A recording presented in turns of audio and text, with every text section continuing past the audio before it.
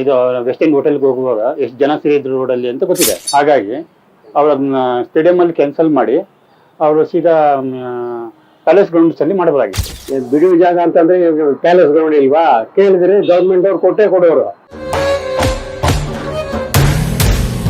ಇದಕ್ಕೆ ಮೇನ್ ಕಲ್ಪಿಟ್ಸ್ ಅಂತಂದ್ರೆ DK ಶಿವಕುಮಾರ್ ಅವ್ರ ಬಲವಂತದಿಂದನೇ ಮಾಡಿರೋದು. ಕಪ್ಪೆಲ್ಲ ಎತ್ಕೊಂಡು ಓಡಾಡೋ ಅವಶ್ಯಕತೆ ಏನು ಇರಲಿಲ್ಲ. ಇದೇನು ಯುದ್ಧ ಗೆದ್ಕೊಂಡು ನೀನು ಬಂದಿಲ್ಲ ಅಲ್ಲ, ಇದೊಂದು ಗೇಮ್ ಅಷ್ಟೇ. ಅಲ್ಲಿ ಮಾಡಿದ್ರೆ ಈ ಅನಾಹುತಗಳೇ ಆಗ್ತಾ ಇರ್ಲಿಲ್ಲ. ಯಾವಾಗ ಓಪನ್ ಸ್ಪೇಸ್ ಇದ್ರೆ ಜನಗಳು ಆದಾಗ ಜನ ಇಲ್ಲೇ ಹೋಗ್ತಾರೆ. ಅದು ಸ್ಟೇಟ್ ಗೌರ್ಮೆಂಟೇ ಕಾರಣ. ಯಾಕೆಂದರೆ ಅಲ್ಲಿ ಎರಡೆರಡು ಕಡೆ ಮಾಡಿದ್ದು ಮೊದಲನೇ ತಪ್ಪು. ಅದು ಮಾಡಲೇಬೇಕು ಅಂತಂದಿದ್ರೆ ಅವ್ರು ಪ್ಯಾಲೇಸ್ ಗ್ರೌಂಡಲ್ಲಿ ಮಾಡ್ಬೋದಾಯ್ತು. ದೊಡ್ಡ ಜಾಗ ಇರುವಾಗ ಇಲ್ಲಿ ಚಿಕ್ಕ ಜಾಗದಲ್ಲಿ 35,000-40,000 ಕೆಪಾಸಿಟಿಯಲ್ಲಿ ಅಷ್ಟೊಂದು ಲಕ್ಷ ಜನ ಬರ್ತಾರೆ ಅಂತ ಗೊತ್ತೇ ಇದೆ. ಯಾಕೆಂದರೆ ಏರ್ಪೋರ್ಟಿಂದ ಇದಕ್ಕೆ ಇದು ವೆಸ್ಟಿಂಗ್ ಹೋಟೆಲ್ಗೆ ಹೋಗುವಾಗ ಎಷ್ಟು ಜನ ಸೇರಿದ್ರು ರೋಡಲ್ಲಿ ಅಂತ ಗೊತ್ತಿದೆ. ಹಾಗಾಗಿ ಅವರನ್ನ ಸ್ಟೇಡಿಯಂ ಕ್ಯಾನ್ಸಲ್ ಮಾಡಿ ಅವರು ಸೀದಾ ಪ್ಯಾಲೇಸ್ ಗ್ರೌಂಡ್ಸಲ್ಲಿ ಮಾಡಬಹುದಾಗಿತ್ತು. ಇದಕ್ಕೆ ಮೇನ್ ಕಲ್ಪಿಟ್ಸ್ ಅಂತಂದರೆ DK ಶಿವಕುಮಾರ್ ಅವ್ರ ಬಲವಂತದಿಂದನೇ ಮಾಡಿರೋದು. ಕಪ್ಪೆಲ್ಲ ಎತ್ಕೊಂಡು ಓಡಾಡೋ ಅವಶ್ಯಕತೆ ಏನೂ ಇರಲಿಲ್ಲ. ಅದು ಇದೇನು ಯುದ್ಧ ಗೆದ್ಕೊಂಡು ನೀನು ಬಂದಿಲ್ಲ ಅಲ್ಲಿ, ಇದೊಂದು ಗೇಮ್ ಅಷ್ಟೇ ಅದು. ಹಾಗಾಗಿ ಇದಕ್ಕೆ 10 ಲಕ್ಷ ಕೊಟ್ಬಿಟ್ಟು ಅಂತಂದರೆ ಅವ್ರ ಜವಾಬ್ದಾರಿ ಆಗೋಯ್ತು ಅಂತ ತಿಳ್ಕೊಂಡಿರ್ತಾರೆ. ಆ ಲೈಫ್ ವಾಪಸ್ ಬರೋದಿಲ್ಲ ಎಲ್ಲಾರ್ದು. ಎಲ್ಲ ಚಿಕ್ಕ ವಯಸ್ಸಿನವರೇ ಎಲ್ಲ ಸತ್ತೋಗಿರೋದು. ಇದಕ್ಕೆ ಮೇನ್ ಕಾರಣ ಅಂದರೆ ಗೌರ್ಮೆಂಟೇ. ಸರ್, ಈಗ ವಿಪಕ್ಷದವರು CM DC ಅವರು ರಾಜೀನಾಮೆ ಕೇಳ್ತಿದ್ದಾರೆ. ರಾಜೀನಾಮೆಗಳೆಲ್ಲ ಕೊಡೋಕ್ಕಾಗಲ್ಲ. ಯಾಕೆಂದರೆ ಇಂಥದ್ದು ಸುಮಾರು ಕಡೆ ಎಲ್ಲ ಸ್ಟೇಟ್ಗಳಲ್ಲೂ ಆಗೋಗ್ಬಿಟ್ಟಿರುತ್ತೆ. ಇದಕ್ಕೆಲ್ಲ ಕೊಡೋಕ್ಕಾಗಲ್ಲ. ಎನ್ಕ್ವೈರಿ ಮಾಡಿ ಆ್ಯಕ್ಚುಲಿ ಇದು ಪೊಲೀಸ್ ಕಮಿಷನರ್ನ ಸಸ್ಪೆಂಡ್ ಮಾಡಿದ್ದು ತುಂಬ ದೊಡ್ಡ ತಪ್ಪದು.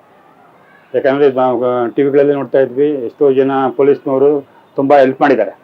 ಪೇಷಂಟ್ಗಳಿಗೆಲ್ಲ ಕರ್ಕೊಂಡೋಗಿ ಎಲ್ಲ ಮಾಡಿ ಗಾಯ ಆದವ್ರಿಗೆಲ್ಲ ಆಸ್ಪತ್ರೆಗೆ ಸೇರಿಸಿ ಎಲ್ಲ ಮಾಡಿದ್ದಾರೆ. ಹಾಗಾಗಿ ಪೊಲೀಸ್ ಕಮಿಷನರ್ನ ಇದು ಮಾಡ್ಬಾರ್ದು, ಟ್ರಾನ್ಸ್ಫರ್ ಮಾಡ್ಬೋದಾಗಿತ್ತು ಅಷ್ಟೇ. ಅವ್ರು ತೆಗೆಯುವಂಥ ಅವಶ್ಯಕತೆ ಇರಲಿಲ್ಲ. ಅವ್ರು ಬರೀ ಸ್ಟೇಡಿಯಂಗೆ ಅಥವಾ ಇದಕ್ಕೆ ಮಾತ್ರ ಕಮಿಷನರ್ ಅಲ್ಲ, ಇಡೀ ಬೆಂಗಳೂರಿಗೆ ಅವ್ರ ಕಮಿಷನರ್. ಅವ್ರಿಗೆ ಬೇರೆ ಜವಾಬ್ದಾರಿಗಳೆಲ್ಲ ಇರುತ್ತೆ ಅವ್ರಿಗೆ. ಹಾಗಾಗಿ ಅವ್ರನ್ನ ತೆಗೆದಿರೋದು ಎಲ್ಲ ಕಡೆಯಿಂದನೂ ಪಬ್ಲಿಕ್ಕು ಎಗನೆಸ್ಟ್ ಆಗಿದ್ದಾರೆ. ಮತ್ತು ರೀಇನ್ಸ್ಟೇಟ್ ಮಾಡ್ಕೋಬೇಕು ಅವ್ರನ್ನ. ಸರ್, ಈಗ B. ದಯಾನಂದ ಸರ್ ಬಗ್ಗೆ ನಿಮ್ಮ ಅಭಿಪ್ರಾಯ ಏನು? ತುಂಬ ಒಳ್ಳೆ ಆಫೀಸರ್ ಅವರು ಅಂತ ಕೇಳ್ಬಿಟ್ಟಿದ್ವಿ. ಈಗ ಅವ್ರನ್ನ ಏನು ಮಾಡ್ತಾರೆ ಗೌರ್ಮೆಂಟ್ದವ್ರಲ್ಲ ಮುಂಚೆನೇ ಗೊತ್ತಲ್ಲ. ಸದ್ಯಕ್ಕೆ ಸಸ್ಪೆಂಡ್ ಮಾಡಿರ್ತಾರೆ, ಆಮೇಲೆ ಎನ್ಕ್ವೈರಿ ಆಗುತ್ತೆ, ಮತ್ತು ಇನ್ನೆಲ್ಲ ಒಂದು ಕಡೆ ಟ್ರಾನ್ಸ್ಫರ್ ಮಾಡ್ತಾರೆ ಅಷ್ಟೇ. ಪೊಲೀಸ್ನವರು ಯಾವುದೇ ರೀತಿ ಸ್ಟ್ರೈಕ್ ಮಾಡೋಂಗಿಲ್ಲ ರೂಲ್ಸ್ ಪ್ರಕಾರ. ಸ್ಟ್ರೈಕ್ ಮಾಡ್ತಂದ್ರೆ ಅವ್ರನ್ನೇ ಅರೆಸ್ಟ್ ಮಾಡಿಬಿಟ್ಟು ಮತ್ತೆ ಜೈಲಿಗೆ ಹಾಕ್ಬಿಡ್ತಾರೆ. ಹಾಗಾಗಿ ಯಾವ ಪೊಲೀಸ್ನವ್ರು ಅವ್ರಿಗೆ ಯಾರು ಆಚೆ ಕಡೆ ಬರ್ತಾ ಇಲ್ಲ ಅವ್ರಿಗೆ.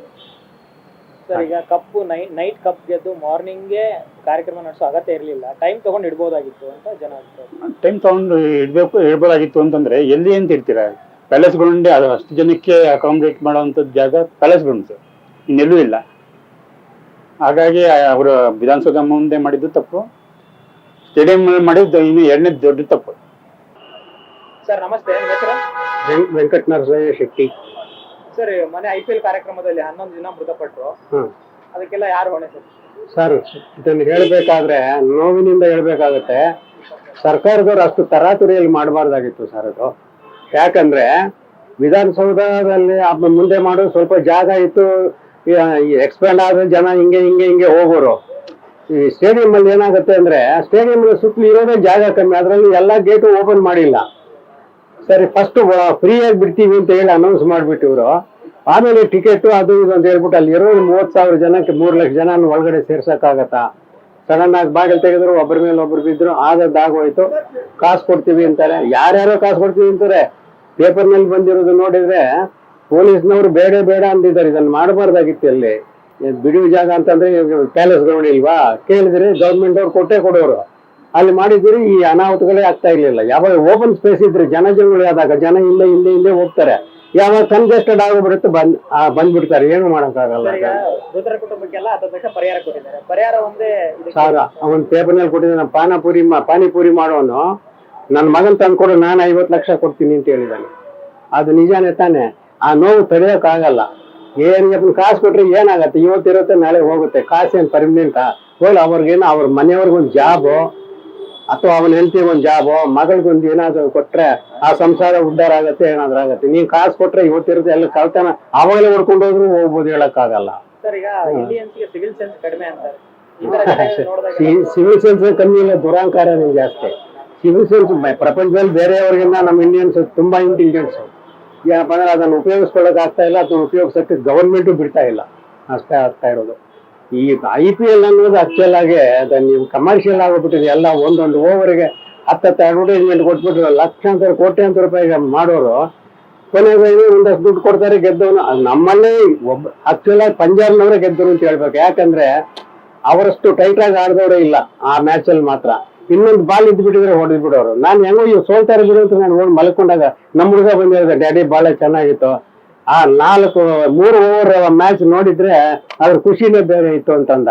ಅದೇ ಅವ್ರು 186 ಹೋಗ್ಬಿಟ್ಟಿದ್ದಾರೆ. ಇನ್ನು ಆರು ಇನ್ನೊಂದು ಬಾಲ್ ಇದ್ರೆ ಸಾಕಾಗಿತ್ತು. ಅವ್ನು ಯಾವನ 6 ಬಾಲ್ ಹೊಡೆದ ಅದು ಸಂತೋಷ ಪಡ್ಬೇಕೇ ಹೊರ್ತು ಇದನ್ನು ಕಟ್ಕೊಂಡು ಊರ್ನವರೆಲ್ಲ ಬನ್ನಿ, ಪ್ರಪಂಚವರೆಲ್ಲ ಬನ್ನಿ, ಫ್ರೀಯಾಗಿ ಒಳಗಡೆ ಬಿಡ್ತೀವಿ, ಬನ್ನಿ ಅವ್ರನ್ನೆಲ್ಲ ಕರ್ಕೊಂಡ್ಬರ್ತೀವಿ.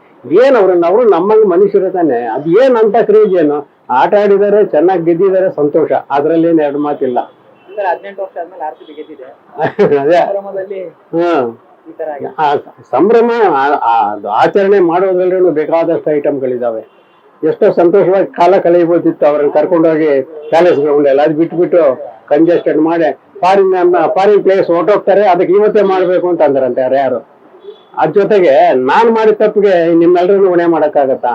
ಏನಾಯ್ತು ಅದಾಗ್ಬಿಡ್ತದೆ. ಸುಮ್ಮನೆ ಪೊಲೀಸ್ನವರು ಸಸ್ಪೆಂಡ್ ಮಾಡಿದ್ರೆ ಏನ್ ಲಾಭ ಅಂತ ಹೇಳಿ, ಅದು ಗವರ್ಮೆಂಟ್ಗೆ ತಪ್ಪು. ಪ್ರತಿಷ್ಠೆ ಪಟ್ಟು ಅವ್ರ ಒತ್ತಡದಿಂದನೇ ಅರ್ಜೆಂಟ್. ಹೌದು, ಇಲ್ಲ ಸಿದ್ದರಾಮಯ್ಯನವ್ರ ಹತ್ರ ಪೇಪರ್ ಅಲ್ಲಿ ಹೇಳೋದು, ಅವ್ರಾವತ್ತು ಕನಕಪುರ ಕೋರ್ಟ್ ನಲ್ಲಿ ಇದ್ರಂತೆ.